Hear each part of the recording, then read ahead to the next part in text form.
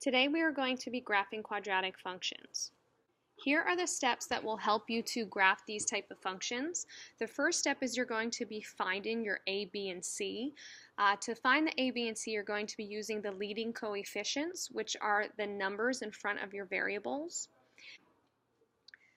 The second step is you're going to be determining which way the graph is opening. If you have a positive x squared, it will be opening up. If it's a negative x squared, it will be opening downwards, which will give you an upside down U shape. Step 3 is to determine where the axis of symmetry is. This is the line that goes right down the center through the vertex. Number 4 is your actual vertex, which is your highest or your lowest point on your graph. Then you will determine the y-intercept, which will be your c value. And lastly, you will graph your function. Here's the function that we will be graphing today. X squared plus 2x minus 8 equals 0. Okay, as we said before, first thing we'll be doing is determining the a, b, and c. Our a will be 1, our b is 2, and our c is negative 8. Notice how the negative stays with the 8, so that is a negative 8. Next we will be determining the opening. Because it's a positive x squared, it will be opening up, giving us the regular U or parabola shape. Step 2 will be to determine the axis of symmetry.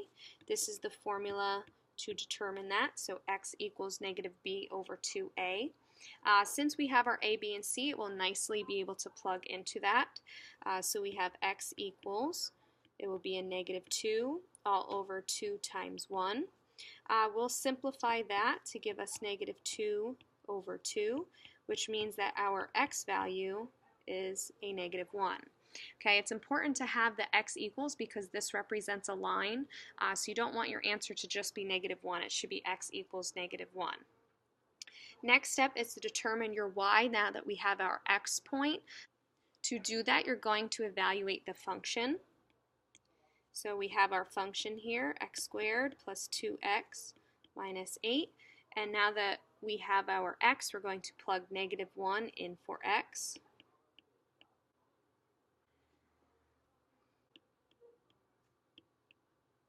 Okay, I'm plugging in the negative 1 for x.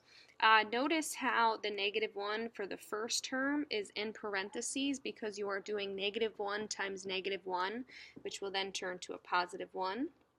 2 times negative 1 is negative 2, and minus 8, and that will all simplify to a negative 9, leaving our vertex to be negative 1 from our axis symmetry that we already found earlier, and negative 9 is our y value that we just found.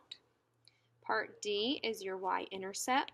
As we said earlier, the y-intercept is your C point, which is a negative 8. And now we are ready to graph.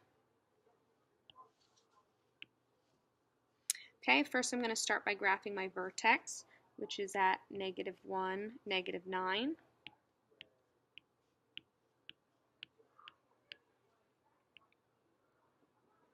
Okay, so that's our vertex point. It might be a good idea to always graph the axis symmetry so you know right down the center of the graph, which our axis symmetry was negative 1. Okay, this here was our axis of symmetry.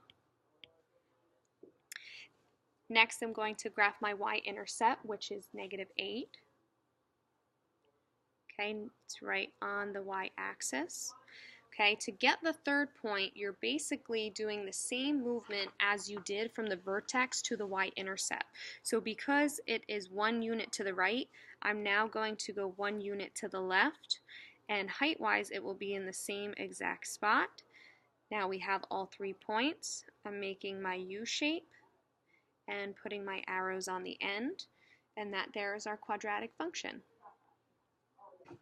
The next function we're going to graph is 3x squared minus 6x plus 3.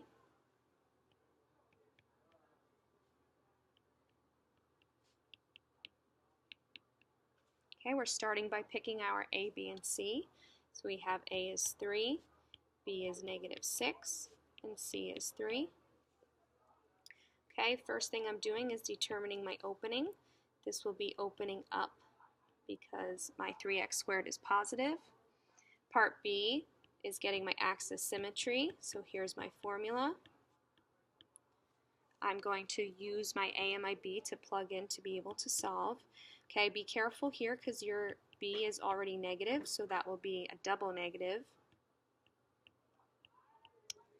So on our numerator will be a positive 6, and there will also be a positive 6 in our denominator, leaving us with x equaling 1.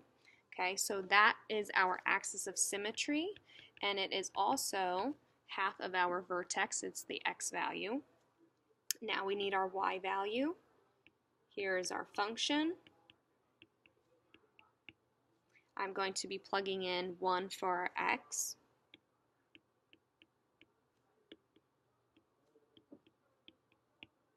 And now I'm going to simplify. Remember, you're always following PEMDAS, parentheses, exponents, multiply, divide, add, and subtract. So that means that our exponents will come first. So 1 squared is 1. So this here will be 3 times 1. Negative 6 times 1 is negative 6. And then we have our plus 3. So 3 times 1 is 3. And I'm just simplifying this down, and it will be y equals 0, which means our vertex is our x point and our y point. My y-intercept is my c value, which is 3, and now we're ready to graph. Okay, I'm starting with the vertex at 1, 0. My axis symmetry is 1, so I have that line coming straight down. Remember, because it's a line, that's why it's written as x equals 1. My y-intercept is 3, so I'm going up 3 units on my y-axis. And now for my third point, I need to do the same movements. So because my vertex moved 1 unit left to the y-axis, I'm now going to move 1 unit right and 3 units up. I'm going to connect my points. Okay, make sure you have that graph as the U shape. You don't want it to be too pointy because then it would be a V, which would be an absolute value function. Also, you want to make sure you have arrows at both ends of your lines because the graph is continuing. All right, that's the end of our video.